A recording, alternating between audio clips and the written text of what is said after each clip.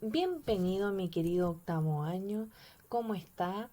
En esta oportunidad nos juntamos para revisar, ¿cierto? La guía número 42 que corresponde a la semana 20. Entonces, esta guía lleva por nombre La Oda. Entonces, comenzamos con el encabezado de nuestra guía que se llama Oda al mar, Pablo Neruda. ¿Ya? Vamos a seguir un poquito con el tema del mar, pero para la próxima clase, que es la última, va a entender un poquito va a entender un poquito por qué hablamos, ¿cierto? Tanto del mar, ¿ya? Ahora, el objetivo tiene que ver con leer y analizar críticamente una oda. Ahora, vamos a comenzar con esto, que tiene que ver con qué es una oda. Voy a correr el globito de la imagen. Bien, una oda es un tipo de poema lírico, ¿ya? Un poema es un tipo de texto literario de rima consonante, asonante o libre, cuya función primordial es expresar sentimientos a través de un hablante lírico. ¿Ya? Eso usted lo maneja a la perfección. Ahora, la oda es reconocida como una de las composiciones primordiales de este tipo de texto, es decir, es reconocida como un texto lírico, siendo una de sus principales características la presencia de un hablante lírico, pero que manifiesta admiración o elogia muy efusivamente un objeto lírico determinado. ¿Ya? Y esa es la diferencia trascendental con cualquier otro tipo de obra lírica o de poema. ¿Ya? La oda en sí se caracteriza porque el hablante lírico manifiesta con mucha efervescencia, ¿cierto? Esta admiración por el objeto lírico, ¿ya? En otras palabras, se trata de una exaltación de una persona, de una cosa o de una idea. Recuerde que el objeto lírico puede ser todas estas cosas, ¿ya? Para conseguir este efecto, el hablante lírico presenta al mundo desde una actitud apostrófica. ¿Qué quiere decir eso? Hablándole directamente a un tú. Esa es la actitud apostrófica. Bien, ¿cuáles son las características de una oda? Primero, se lo acabo de decir, utiliza la actitud apostrófica por excelencia. Sin embargo, es necesario que por dicha razón se diferencie un poco de lo que es un himno.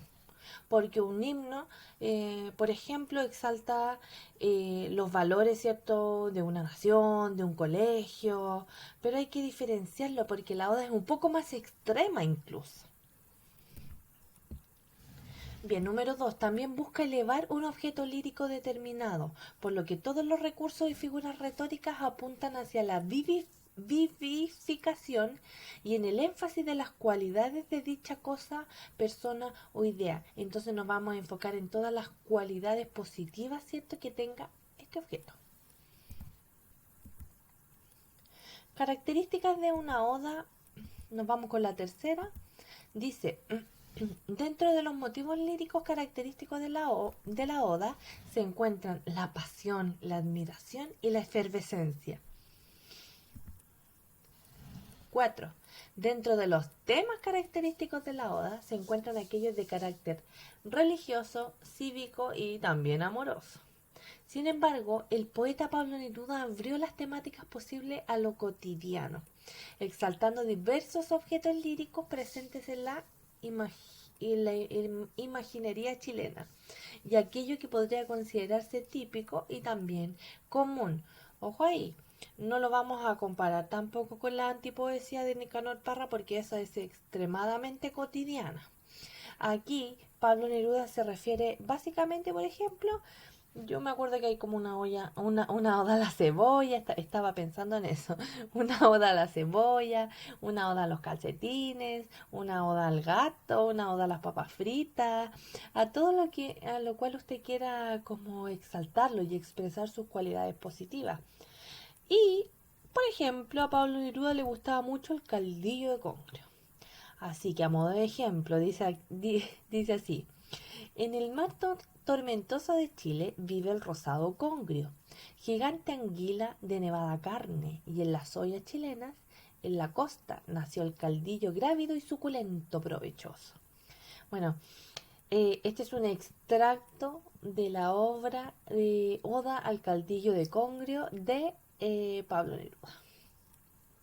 Exalta todas estas cualidades positivas y además como que lo van a gloria y lo pone en un pedestal y empieza a decirle cosas lindas. Eso me imagino yo con las odas. Bien, comenzamos entonces. Una vez que sabemos que es una oda, comenzamos con este proceso, cierto, que es una estrategia de comprensión que tiene que ver con antes de la lectura. Me quedé como pegada. Ya. Observa la siguiente imagen y responde oralmente las preguntas propuestas. Dice, ¿reconoces al personaje de la imagen? Bueno, yo sí lo reconozco porque es bastante característico. Entonces, escribe en el siguiente recuadro una predicción sobre el texto que leerás. Aquí usted va a hacer su predicción. Tiene que ver con él y tiene que ver con lo que está atrás de él. Así que, ¿qué más le puedo decir? ¿Qué me va a escribir usted aquí? Este poema o esta oda va a tratar sobre... Chan, chan, chan. Usted sabe. Bien, esta es la Oda al mar de Pablo Neruda. ¿Ya? Ojo con la idea que nos propone él, porque si bien valora lo que nosotros, a ver, los recursos que nosotros podemos extraer del mar, también propone y expone una temática, una complicación y algo que sobre todo en esos años sucedía, ¿ya? Convengamos, 1950 hasta 1970 que estuvo vivo él, había una problemática social en el país. Entonces él la expone también aquí y es motivo de análisis. Entonces, revisamos estas cuatro preguntitas. Comprensión lectora. ¿Cuál es el objeto lírico del poema? ¿Ya? Recuerde que el objeto lírico es aquel, valga la redundancia, objeto, ¿cierto?, que motiva la escritura del poema. 2. ¿Qué actitud se evidencia en el hablante? ¿Qué le pasa al hablante cuando expresa esas ideas? Recuerde que el hablante es la voz, ¿cierto?, que inventa el poeta para expresar las ideas o los sentimientos del poema. No necesariamente tiene que ser Pablo Neruda. No así el que leímos la semana pasada, en el cual Nicanor Parra sí era el hablante lírico de su mismo poema. O antipoema. Bien, 3. ¿Qué tipo de rimas presenta el poema? Lo hablamos al principio, los poemas tienen rimas consonantes, asonantes y libres. ¿Qué tipo de rima identifica usted en este? Y finalmente, ¿cuál es la idea principal del texto? Yo tengo un amigo, una persona delante, y le tengo que explicar en pocas palabras de lo que trata el poema. Esa es una forma de identificar la idea principal del texto. Bien, 5. ¿A qué se referirá el autor cuando señala? ¿Y cuánto mar se sale de sí mismo a cada rato? ¿A qué se refiere? 6. ¿Qué imágenes y comparaciones usa el autor para describir el mar? Entonces usted ya sabe lo que es una imagen poética, así que puede contestar sin problemas esta pregunta. ¿Qué imágenes o comparaciones? Ya aquí nos estamos centrando solo en una figura literaria. Así que busque las comparaciones, hasta las que no sean explícitas. Imágenes y comparaciones usa el autor para describir el mar. ¿Qué aspectos del mar destacan estas descripciones? Para contestar esta pregunta, guíese por el ejemplo, es decir, no tiene que contestar una por una estas preguntas, lo va a hacer aquí, en este cuadro.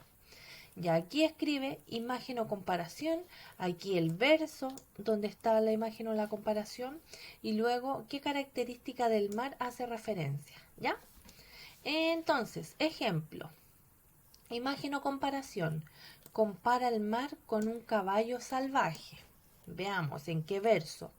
No sacudas tus crines, no amenaces a nadie, no rompas contra el cielo tu bella dentadura. Ya, crines es una palabra que está asociada a los temas relacionados con los caballos. ¿Y cuál es la característica del mar que destaca? El carácter revoltoso y violento del mar. ¿Ya? Asimismo, va a buscar una imagen u otra comparación en donde se señala una característica del mar. Bien, 7. ¿En qué versos del poema se muestra lo importante que es el mar para el ser humano? Yo creo que aquí mucho se lo adelanté un poquito. Esta oda está enfocada en valorar, ¿cierto?, los recursos que nosotros extraemos del mar y lo importante que es para desarrollar nuestra vida. Y recursos en plural, porque no solo tiene que ver con los alimentos, ¿ya? Bien, ¿en qué radica esta importancia? Se lo acabo de explicar. Bien, ¿qué problemática social identificas en el poema? Sobre todo en la última parte.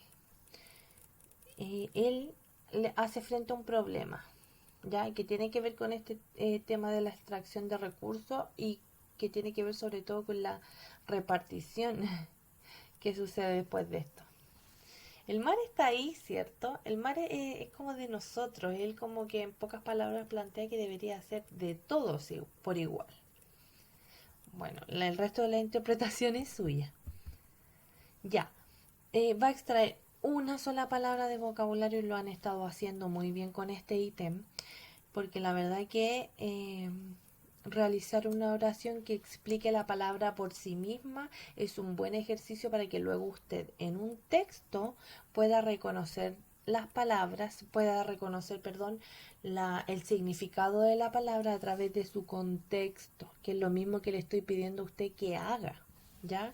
No va a ser necesario que cuente con un diccionario a la mano para responder, para descifrar el significado de las palabras, perdón. Ya, terminamos chicos con esto, que es el proceso de evaluación. Yo le pregunto aquí, ¿qué es una oda? Después de todo lo que hicimos en la clase, ¿qué es una oda? Y usted me va a responder en esas dos líneas lo que usted entiende que es una oda. Y finalmente va a analizar un poquito más críticamente qué mensaje le entregó la oda. ¿Ya? Porque si bien exaltamos, ¿cierto?, las características y valoramos, ¿cierto?, de alguna forma lo que nos otorga el mar, también le entregó otro mensaje. Y ese es el que quiero que exponga aquí. Bien, eso ha sido todo en cuanto al desarrollo de la guía. No me puedo despedir sin antes recordarle, perdón, que el próximo libro de lectura complementaria se llama El hombre de la rosa y otros cuentos. El hombre de la rosa tal cual y otros cuentos. Esa es la versión, porque en Webclass hay un hombre de la rosa que está solito, ¿ya? Solo ese cuento. Usted los tiene que leer todos, ¿ya? Es de Manuel Rojas, un chileno del cual ya hemos leído, ¿cierto?, otros textos. Y a mí me gusta. A mí me gusta porque es un clásico y yo sé que a ustedes les va a gustar porque trata de un tema como muy misterioso, ¿ya? Yo sé que lo va a dejar como entregado. Los conozco. Bien, chicos, se va a aplicar la misma metodología de guía de lectura. La última que utilizamos con prohibido tener 14 años. Así que estamos en la semana 20, se va a enviar aproximadamente la semana 24, es decir, tiene tiempo para leerlo, ¿ya? En caso de dudas o consultas, no dude, valga la redundancia, en escribirme. Eso ha sido todo por hoy. Nos vemos. Adiós.